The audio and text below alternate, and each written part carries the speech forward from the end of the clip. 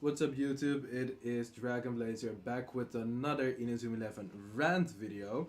Today, as you guys can already tell by the title and the thumbnail, we're going to be talking about Saginuma Osamu from Inazuma 11 Orion.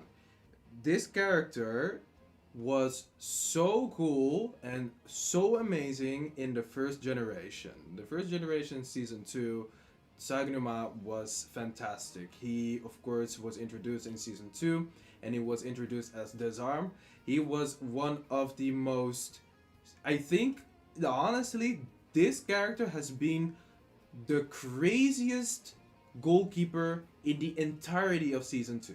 I mean, of course, there were quote unquote stronger goalkeepers. Later on, we got all of these other goalkeepers that did block some of the moves that some characters actually shot at him.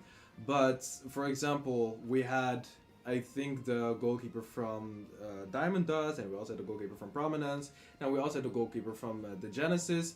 Those didn't really have this aura around them, but it was unbelievable how unbelievably stupidly broken Desarm looked when Raymond was facing against him. It was unbelievable. This character was so cool, so interesting. You actually legit wanted the whole entire team to just be able to find a way how to break through his wormhole. And then once they actually broke through his wormhole, then we got Drill Smasher, and then they had to go through the Drill Smasher. And honestly, like that part was just so amazing. I think you guys can all remember the moment where Fubuki Atsuya was shooting his best internal blizzard at him, and then Saginuma, or Desarm at the time, was just okay. Well, this is the moment I'm just going to bring it out, and bam, Drill Smasher. I've recently seen season 2, so it's the moment I saw it back, it gave me chills. But in season 3, he of course no quote unquote alien anymore, and you saw once again this passion about him, this passion, the same passion that he had in season 2, but even more, and it was just fantastic. He came up with all of these new moves. He was the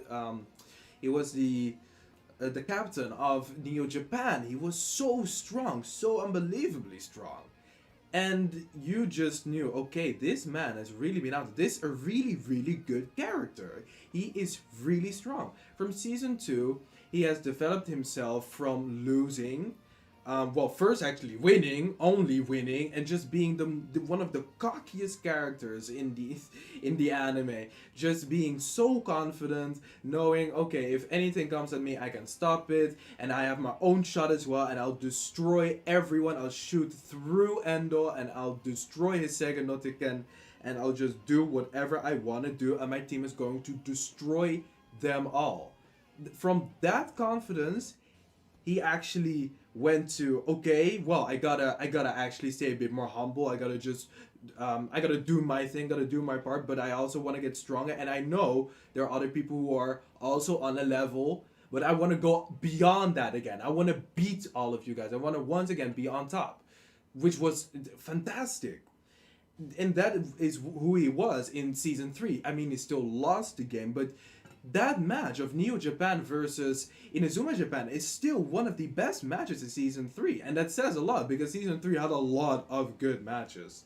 Then of course, Go, you can't really say anything, but then we go into Ares and Orion. Well, Ares, Saginuma was, I mean, he still had the same personality, cocky, still the same moves.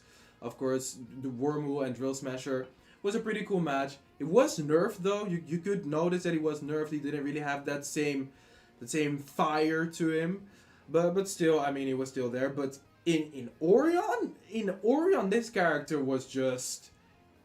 This is the least Saginuma that we have ever seen from him. If he ever has been there to do something in a team, this is the least of Saginuma we've ever seen before, and it was just so.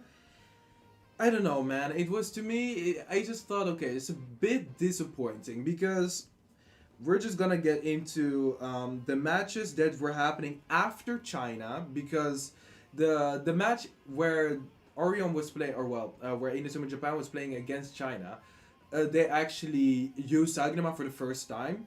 Of course, at the start it was kind of weird when they actually got all of the representatives, that we would have three goalkeepers and Saginuma was going to be one of them together with um, sorry, the other goalkeeper in Endo. I actually forgot his name. But he's really cool though. But I forgot his name. But yeah, the three goalkeepers. So we already knew. Okay, well, we're not really sure how they're going to 100% do this because we have three goalkeepers. How are we gonna do that? Well, they actually showed off how they were going about it. They've used all three goalkeepers in one match for once, and they actually created a move. I mean, okay, that's pretty creative. That's pretty cool. And they actually created this specific move out of basically three goalkeeper moves, which is pretty cool. So okay, well I'll give you that. I'll give you that. And here Sagnuma actually is a defender, and he joins in for a goalkeeper move. All right, well that's interesting. That's cool. Then we go to the world, of course, and once we go to the world, I think there is like one match before America, but yeah, I just we did not see Sagnuma at all in that match, so I just thought to myself, okay, because of course I've been trying to find out ways how they could have implemented him, because they kind of showed off in the season that he feels like he's a bit lackluster, that he should also do stuff, because Hiroto is doing stuff, Tatsuya's doing stuff, everyone is just finding their place in Inazuma Japan, from everyone from the Alias Academy-ish team. I don't know anymore what they call themselves in R/Orion now, but whatever. But at least Saginuma noticed that he was just being lackluster. And I just thought, okay, well, maybe he's going to do something, maybe he's gonna train, maybe he's gonna go and have his own little backstory thing. I don't know, like, you guys know what I mean. Like, same thing with Gojin, where he got Fire Lemonade Rising and stuff. That's actually the only the only development that, for example, Goji even got. But it was enough because it got so many goals. I mean, it got a few goals in, and it was just pretty cool that he evolved this Fire Lemonade. So I thought, okay, well, hopefully they're going to give Saginuma the same treatment, because Saginuma is just really cool. And in Aris, once again, we haven't just seen too much of him. I mean, in season 2 and season 3 of the original season, Inazuma 11, we have seen a lot of him, but okay, you put him now into Orion, so we expect to see some more of him. Well, and apparently they just said, nah, we ain't doing that really. We'll give him a bit of China, where he creates a move together with two others. Then in the match against America, I mean, I thought to myself, why didn't they just, I guess, put it in Saginuma for here or something? Like, why didn't they just use him as a goalkeeper? It was just so weird to me. And then at some point, I think in the match against Russia, he actually, that was the first time that he was on the field as a midfielder. Because before that he was a defender, but he was a defender together with another goalkeeper. So we already kind of noticed that there was something going on here. But this was the first time that he was being put on the field seriously, so that he could, show off whatever he can do. But I mean, in that match, he was on the field. Okay, and here it is. So he was on the field, and basically what he did was, once Russia was using all of their Aurora Wave tactics, and while they're using Aurora Wave, they use these bracelets where they basically throw with sleeping dust or with tear gas or something, like with tear gas, I think. And then at some point, Saginuma just noticed and he just took off the bands, but that's it. But it didn't necessarily even have any purpose, because here it is. So basically, he takes off the bands and he intimidates the people who uses these bands while the tactic is being used, because it's basically a cover. Once that is done, Froy from the other team, together with another random dude that just joins him, just leave the field, where the replacements are this other kid with double head eagle, I think, and then the fake Asto. Here they create this momentum shift where, because of these two new characters, like, everything is just going wrong and stuff. and at some point they start their dirty tactics again. But what happens as these two new characters come in? Um, Saginuma gets switched out while he was the key to getting to. I mean, okay, the key I can't 100% say, but he was one of the only characters who noticed that something was going on, and he was one of the only ones that actually was doing something, proactive about it. He grabbed the bands and threw them on the ground, and then intimidated the dudes who did it, or he just tackled someone, and then took off the bands. I mean, at least he did something, but then you take him out of the team and you put him back on the bench, and then some other characters just jump in, and then Inazuma Japan just gets absolutely destroyed by the same tactics again. And then even after that they get freaking tasered and sleeping gas, and apparently there's sleeping gas also coming out of the goalpost. So Norika also gets wrecked. I just thought, huh? What is going on? I mean, okay, we had Saginuma doing something for a moment, and then you take him off, and then the thing that he actually did well, it's useless. So I mean, what? I just don't know if they actually wanted to really do something with Saginuma here.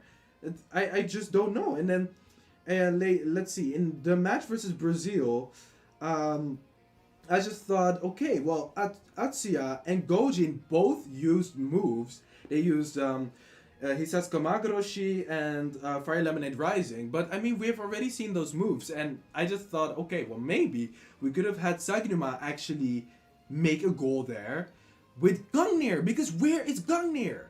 Yo, we have not seen Gungnir since season 3, I think? Well, dude, Gungnir came from Saginuma. Why isn't he using it? It's just so weird to me. Or he doesn't also. He has a co-op move, but it's a goalkeeper move. It's also he does not have a. He has nothing. He has absolutely nothing besides the Ashura, and that's it. And then other than that, I mean, like he's had some moments where he's a midfielder, but I mean, like what? He just doesn't do that much. I was just so surprised. I thought, wow, okay, same thing like the video where I talked about the liberos in Orion. They just don't do that much, but they're in. But so wait, what's up? And especially because, okay, Saginuma is not new. We have seen that he has Gungnir, so why don't we have an Orion version of Gungnir? Like I said, in the match versus Brazil, they could have literally just said. They could have given him a bit of backstory, like, oh yeah, I just felt like I was just so lackluster. I've been training, and like in season 3, when he was defeated in season 2 and he wanted to be representative in season 3, did not happen. Then he was like, I want to train. Then Hitomiko Kantoku came in, and bam, he started training. He got all of these new moves, evolved stuff. They could have given the same. They could have given him the same drive. In that season as in this season. He sees that he's lackluster, blah blah blah, other people doing better, blah blah blah. He's doing his best, he's training. He gets a Gungnir in, he creates Gungnir again, shoots a Gungnir against Macaroni Spaghetti, and then just at least does something, just does something. I would have been 100% okay with that. If we would have seen him have a bit of backstory and just being like, oh yeah, I'm just and what's so everything was lackluster, blah blah blah, and just Gunganir, like after a few flashbacks, I would have totally been okay with it. I would have totally been okay with it, because yeah, I mean, Atsuya and Gojin, like, we love them all, but I mean, come on, we can also make some room for other characters. Saginuma could have just been switched in, and as a midfielder, they could have put someone else as a forward. I really don't care. They could have done it, and then they could have just said, okay, well, now we're going to see a Gunganir, and then done. it would have been a done deal. Like one goal against Macaroni Spaghetti. Like, it's one only. They could have done that, but yeah, that's basically what I think about it. I have literally nothing else to, like, unfortunately say about this, because they just didn't care too much about Saginuma in this season. So yeah, I would love to know what you guys actually have to say about Saginuma. I really want to know, because I actually don't know what they could have done more with him, but I would have loved to see more from him because he was just such a cool character in the first generation, and then after that they just kind of left him the way he was in Orion after the Ashura was born. So it was just unfortunate to kind of see Saginuma even just going through this going through this phase, I guess, where he's just like, what am I doing here, really? Like, how can I put it in work? Like, I can't be a goalkeeper because other people are doing way better. Even Nordica was doing way better, and she was the reason for her to even be on the team and even on some matches was like so odd to me because she was sometimes put there. For example, she was put in the team in a goal for the Russian match because she was a new goalkeeper and they didn't have data on her. But Saginuma has never been a goalkeeper on the team anyway, so nobody even had any data on Saginuma. So it's like, what? Huh? I mean, once again, love Nordica, so I don't really care. But I mean, I felt like it was kind of unfair to Saginuma somewhere. So it's just like, like give him something. So yeah, that's just kind of all I gotta say about this. Hopefully you guys see something in what I've said. If you don't, and if you actually think that if you have something to say about it, please say so. I kind of want to know what I really want to know actually what you guys have to say about this because I want to explore the possibilities and what they could have done with Saginuma because a lot of characters have had so many things happen to them. Hiroto Tatsuya became from a midfielder defender and he did amazing. He even got a goalkeeper move himself. To join in, of course, which is just wild, you know, like all these characters just putting in work.